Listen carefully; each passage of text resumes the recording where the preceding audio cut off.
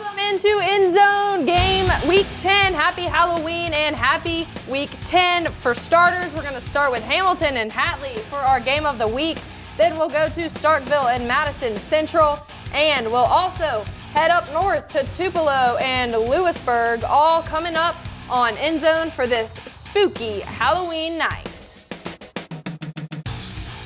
WCBI Sports EndZone Show with Carlo Barone and Avery Cameron is brought to you by Carl Hogan Toyota, Fastnet, powered by 4 County, and Clark Beverage Group.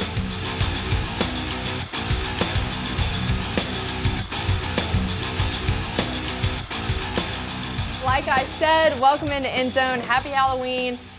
Carlo's not here, but Anthony is, and I don't know if they've seen you before, but Anthony's out helping with EndZone every week, getting videos and highlights and all that jazz. So he's finally getting his screen time, and what better way to do it than on Halloween? We've got our costumes on, so we are some Mississippi State football players, playing into the football theme. All right. Anthony, what'd you see tonight? Yeah, I've seen a lot of great performances, defensive performance. As you will see later on, a lot of donuts. I know we talk about Halloween candy, but a unique side of donuts given out today. Some Halloween sweets. And yeah, I'm liking the Mississippi State gear we have on also, so yeah. Perfect. Let's get into it. Starting with our game of the week, Hamilton hosting Hatley.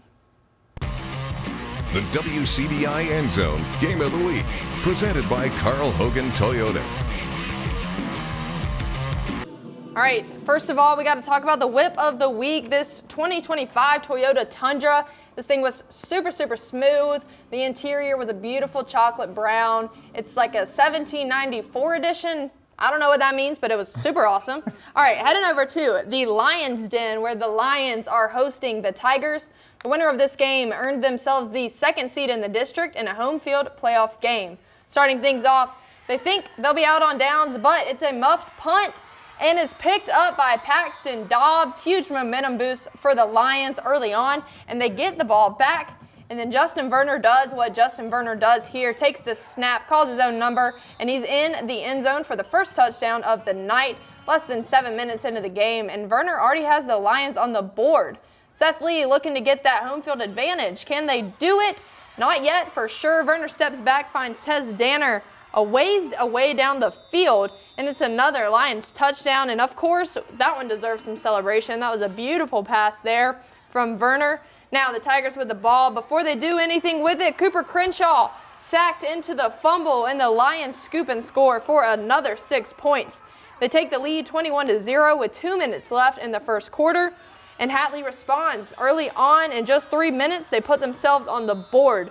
Gatlin Brownlee takes a snap, calls his own number, and he's in for the first Tigers touchdown. Now Hatley had a massive fourth quarter, and in the end, Hamilton walked away with the win and the bragging rights and the playoff home field advantage. Final score there, Hatley 52, Hamilton 53. And right down the road to Starkville, the Yellow Jackets hosting Madison Central. Early on for Starkville, Kingston Johnson on the quarterback keeper. He's got a big gain for an 18-yard run, and he picks up the first down. Not all the way, but gets him a good first down there. Later on, Torian Knox gets a handoff up the middle. He's got a nice run for another first down inside the Madison Central 25-yard line. And coming up, it's 4th down now. Ja'Cory Galios attempting a 38-yard field goal try, but it's a fake, and it faked out our cameraman too. So it's going to be incomplete, and Madison Central takes over on downs. Now Jaguars on offense now. Michael Steven with the ball up the middle, breaks a few tackles. Look at that roll and spin. He gets a first down for Madison Central. Now later on, Trip Smith back to pass, rolls to his right, throws and finds Eli Dampier on a great catch inside the 10-yard line. That's an awesome catch right there. A holding call would bring that one back, and the Jaguars would have to punt. Scoreless after the first quarter. And Madison Central with a late field goal to win it, 38 to Starkville's 35. Looking at some scores now, a huge win for Oxford. Knox Kiffin gets his second start over Murrah, 42-0 for the Chargers. And as we head to Golden Wave territory as Tupelo hosts Lewisburg, and as we see first drive for the Patriots, Jakin Mans is getting sacked by Tupelo defender Donovan Hawkins. He brings him down. And here on the second drive on offense for Tupelo, quarterback Braylon Williams, he calls his number and pretty much walks in a touchdown for the Golden Waves as they go up 14-0 at home. The student section loving that score. After Lewisburg punt, Williams on the read option, he takes it all the way once again to go up 21-0 for their score. Later in that quarter, the band is loving their performance by the Golden Wave, but later in that quarter, Tupelo with the ball. Wow. Oh, beautiful. Throws a bomb to Zakarian Baskin as he makes the catch to score a touchdown, and Tupelo walks in with the dub pretty easy as they win final score 49-0. Over Lewisburg. Man, Tupelo moving up to 9-1 on the season. Center Hill and Saltillo falling to 3-7 on the season. Center Hill gets the win there 27-14. And Lake Cormorant gets a slight win over Grenada 28-26. It's not the first time we've seen them take a pretty close win over one of our teams over here. And Avery, so this is the school I graduated high school from. It is the Columbus Falcons. This is your team. They have another opportunity to get a win for the week, but Pontotoc is not letting that come easy at all as they score a touchdown to go up 21-0. The Columbus quarterback, Decarian Henderson, throws an interception to Braylon Thompson, and he tries to take it all the way to make it a pick six, but he does get stopped. But his teammates backed him up with this rushing touchdown once again from Pontotoc as they go up 28-0. They did that on fourth down. Pontotoc back with the ball on offense as Austin Bean, but he throws an interception to Columbus. Right? The name of the game, I guess, is interception. Mitchell, it seems like he takes it back to the house, but he doesn't. It was a penalty against Columbus, but it was a pick that was made by them. But Columbus takes another loss from Pontotoc with a final score 20-28. 28. Columbus drops to 1-8 on the season. They're just really not having a great season. Pontotoc moves to 5-4 on the season. But coming up after the break, we'll have New Hope West Point at New Hope. We've got that game coming up with Shannon and Moorville switching to some Thursday night football. And we've also got Louisville and Greenwood, which we finally have a final score, coming up after the break. Welcome back as we head to the Trojan Field as New Hope goes against West Point. Here we have New Hope with the ball. Tyrekus Brooks, he drops back and scrambles, but gets stopped, making it 4th and short. West Point now with the ball as we have Quentin Thompson in the backfield. And Avery, as you see, is pretty much a QB sweep, but not only is he just running it, he's taking it all the way. And he pretty much he is gone. He pretty much could have been a costume of Flash the way he just bypassed New Hope with that touchdown, going up 7-0. New Hope trying to bounce back with that score, but they do not. As they turn the ball over, Jeremiah Harkins, he fumbles the ball. West Point capitalized. But New Hope did force him to a 3rd and long, but it didn't matter for the Green Waves. As you've seen, Colt Whitaker throwing it to Justin White, and he carries his way to the 1st down, and that pretty much led to a dominant victory with West Point winning, becoming a 5A region district champs once again with a final score of 38-7. And we have some more scores with Lafayette getting a district win against the Caledonia Cavaliers with a final score of 42-19. And then we have New Albany losing a close one against Corinth with that final score of Corinth winning 26-24. And moving over to Shannon, picking it up, some Thursday night action. First play of the second quarter, Shannon leads 22-0, and they're keeping their foot on the gas. Handoff to Braden Hooks, and he's all the way into the end zone. Shannon added another 8 points, and they went up 30-0 early on in the second. Ken Tops and company having a great season over in Shannon as they improve to 7-3 on the season.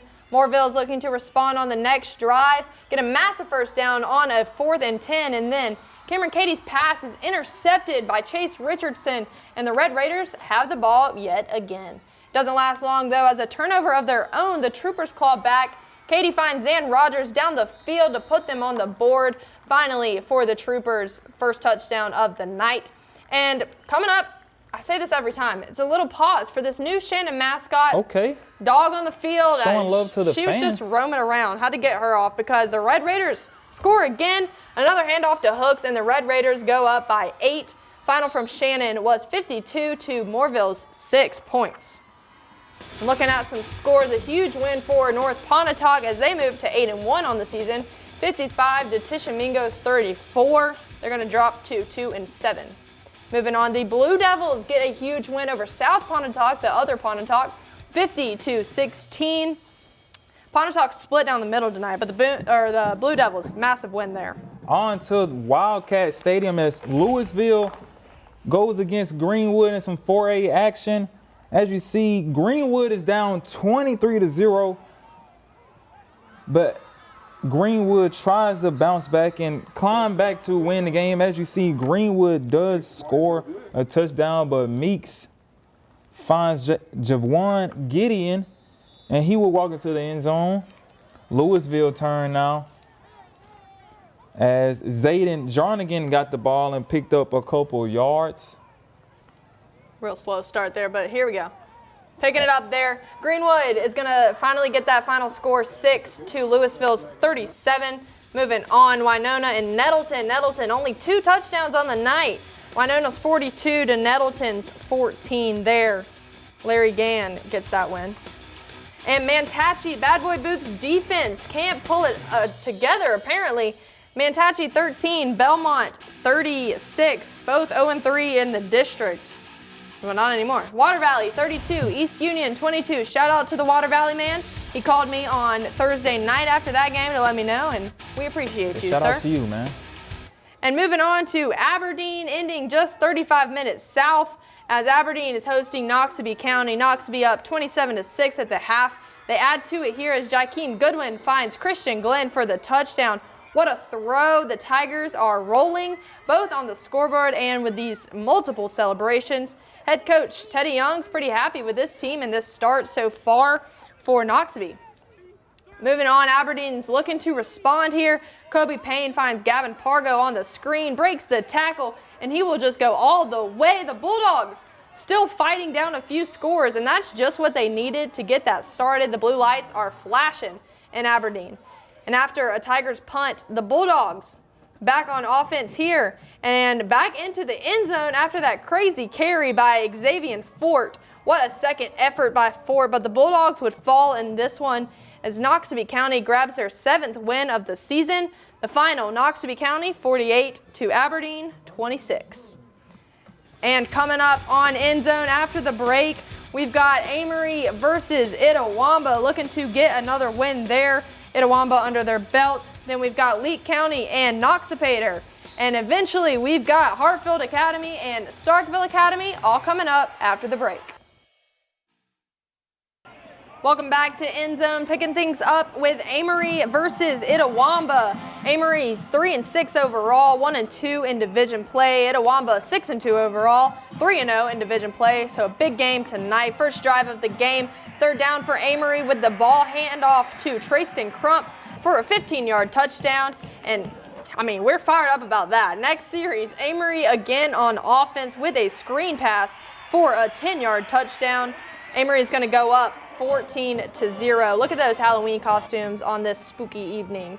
Itawamba on offense now, and here's a deep pass, 35 yards. That's a beautiful catch for a first down for the Indians.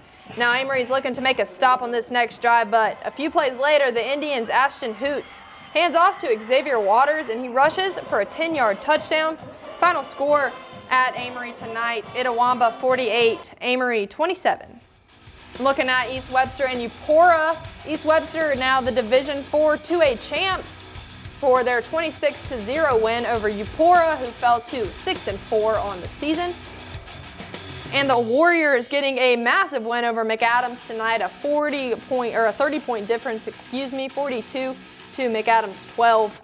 Moving on, Strayhorn and Bruce. Bruce barely catches the loss here. Strayhorn 32 to Bruce 28. The Trojans taking the loss there tonight.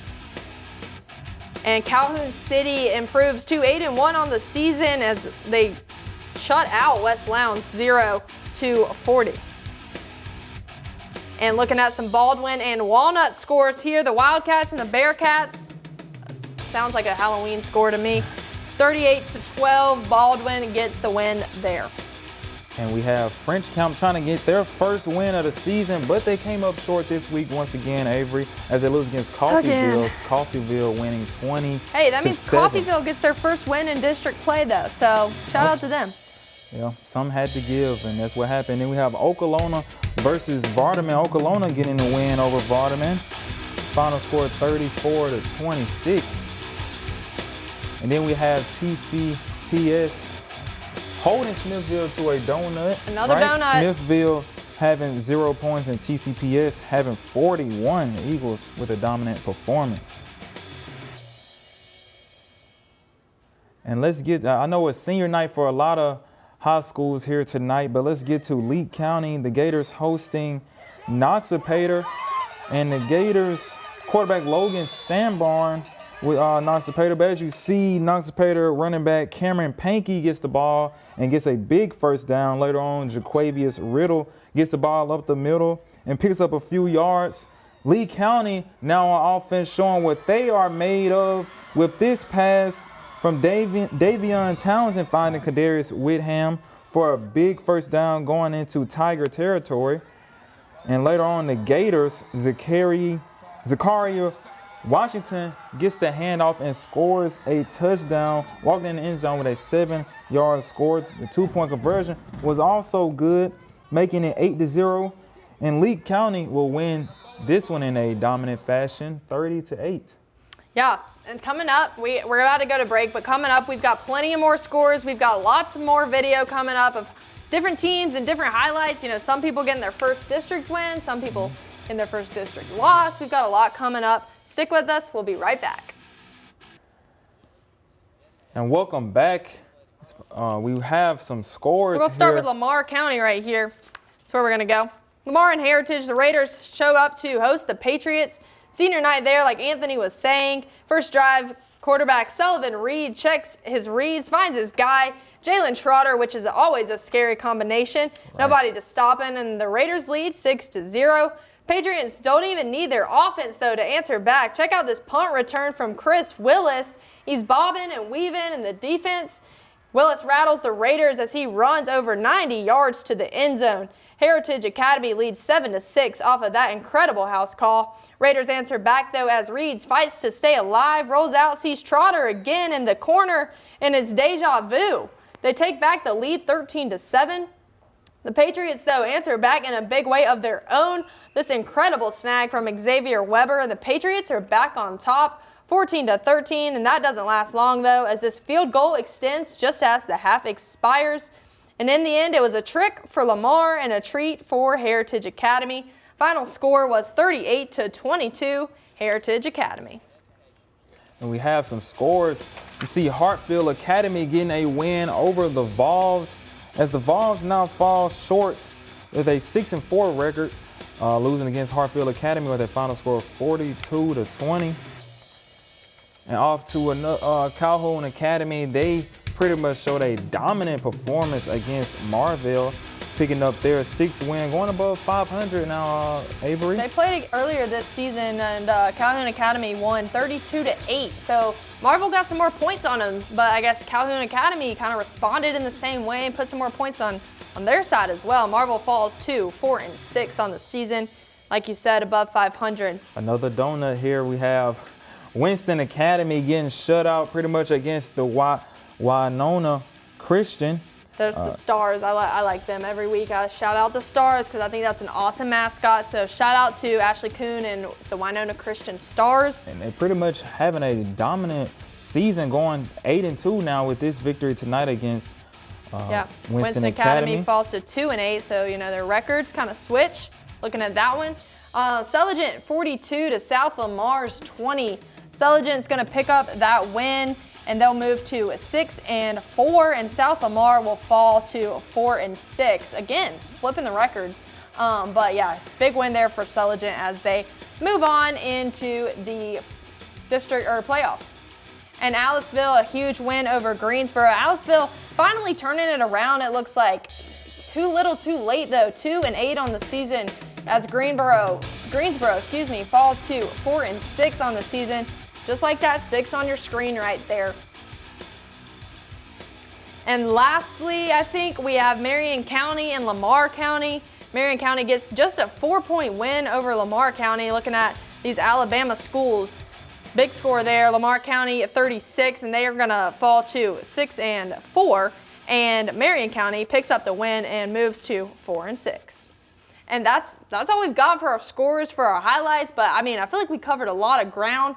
Anthony, what did you see tonight as we move into playoffs? You know, like I was mentioning in the beginning of the show, great defensive performances. A lot of teams were held to donuts. I mean, you have Tupelo holding Lewisburg to 0. Then you have Calhoun City holding West Lowndes to 0. Then you also have TCPS holding Smithville to 0. So those are wonderful performances from them, showing the true meaning of Halloween by scaring them on the offensive side. So, some tricks and some treats, right? A little spooky there. What team are you looking forward to seeing in the playoffs? Like I said, I done played against West Point. I done seen them out hearing about their dominance. So I'm looking forward to them continuing their dominance over again, winning another state championship. I feel like that would be nice. And also seeing Tupelo had a roller coaster season, during the regular season, just seeing what they can do in the playoffs, just seeing they could go back to back. That would be nice to see. Yeah. I'm excited for it too, but we're going to toss to our Fastnet play of the game, which we've chosen for tonight, the Pontotoc interception versus Columbus. Anthony, you were there. Tell us more about this game. Right. So, I mean, Pontotoc did not come to play here on the road as they made their way in Columbus. As you've seen, this rushing touchdown was just one example of their dominant performance, making Columbus turn the ball over also with this interception, and he almost tried to take it back, and unfortunately the referee stopped the play. But as you see, he's still standing. He didn't go down, but yeah, that was a good performance by Pontotoc. Very dominant. Pontotoc. The Fastnet Speed Play, brought to you by Fastnet, powered by 4 County. Fast, affordable internet service from the people you know. Well, guys, thank you so much for tuning in to EndZone Week 10. We'll be back next week as playoffs get started. WCDI Sports EndZone Show with Carlo Barone and Avery Cameron is brought to you by Carl Hogan Toyota, Fastnet, powered by 4 County, and Clark Beverage Group.